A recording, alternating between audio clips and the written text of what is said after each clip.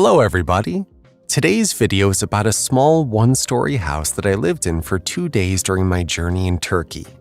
I think several design solutions and ideas for this house will be quite useful and interesting for you, and perhaps inspire you to do something of your own. First of all, I want to point out the place where the house is located. This is the town of Sapanca, near Lake Sapanca. I love visiting this place. I'd been to this town twice before. The building itself is on a hill, well away from the city. The place is extremely tranquil and peaceful. Moreover, you can have a spectacular view on the lake just from the living room of the house. It's worth mentioning that the area around the house is also nice and relaxing. The whole place is immersed in green color, lots of trees, grass, and bushes. Those trees attract plenty of birds too. Speaking of the house, it's a single-pitched roof house with profiled sheeting. As I understood, this is a frame house with fiber cement siding and timbers on the exterior walls.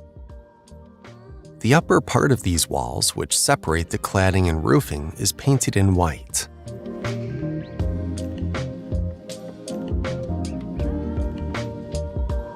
As you may have already noticed, most of the front wall is taken up by a panoramic window. It transforms the facade of the house and, in its own way, adds certain contemporary flair to the house. It fills the living room with a lot of light. In addition to that, this panoramic window can be slid, and thus the volume of the living room increases. In other words, it's like we're pushing the boundaries of the living room by combining it with the terrace. You can say that the boundaries between the inside and outside of the house are erased.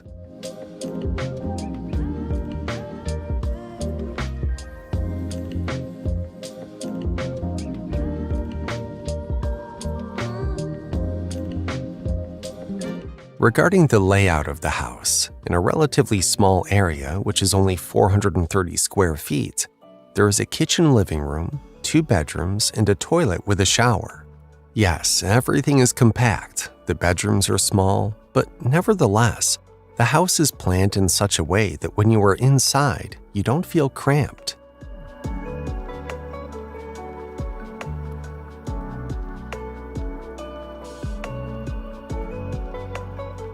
The first room we see when we enter the house is the living room. What I particularly liked about the living room is that it is filled with various interesting interior items and designer furniture. Here you can see elements of loft style and a bit of Scandinavian style used. In addition, it is full of a variety of colors. In general, I would call this interior design style eclectic. You can see a clear mixture of styles, but all of them are very harmoniously and delicately matched. Definitely, this interior design solution is a great inspiration from which you can pick up some ideas for yourself. Note the fireplace here. It provides comfort and, most importantly, allows you to heat the house during the winter. However, you can also heat the house using the split systems, which are installed in each room.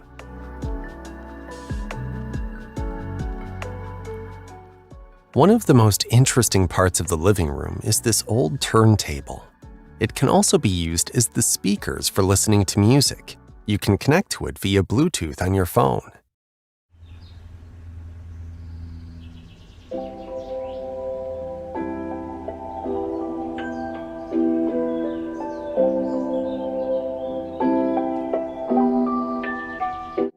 In general, almost every square foot of the living room is filled with something special. You can probably sit here for hours examining every single detail of the living room. You can see that the owners of the house are very creative people who love creating something interesting and admire their guests. And here is the panoramic window I mentioned earlier. Let me remind you that it can be slid open. And, for example, sitting comfortably on the sofa inside, you can enjoy the views around.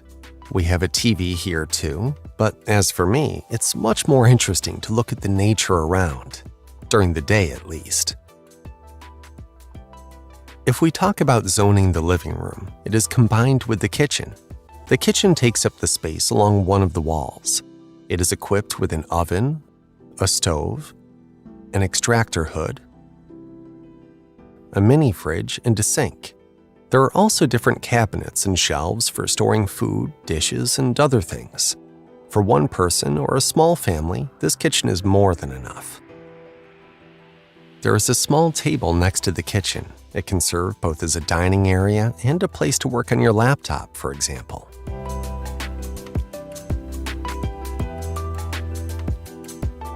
Now let's go to the first bedroom.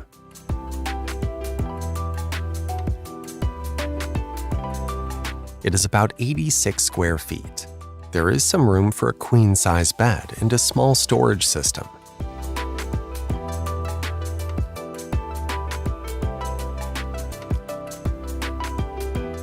The next room is the second bedroom. This one is a little smaller than the previous. It's about 75 square feet. Here we also have a queen-size bed and a small open closet.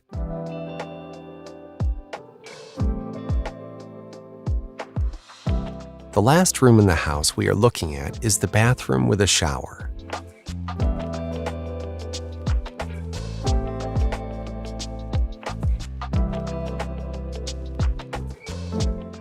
With night lighting on and curtains closed, the living room looks a bit different. However, you can open the window, open the curtains, and it would look just like this. In the evening, I prefer not to close the windows. I have to say that it's more exciting to have dinner in the living room with the windows open. Also, I want to convey the message that the idea of such a small house is not to be in the house all the time, but to be outdoors as much as possible. And everything has been thought out just for that. The site is well zoned and has several areas for you to relax and enjoy yourself.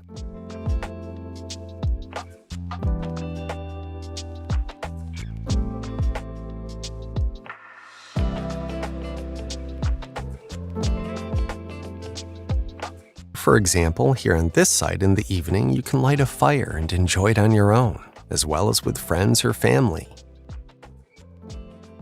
A little further away, there is a hammock where you can lie down and take a nap or read a book. There is also a jacuzzi. It was installed next to the entrance of the house.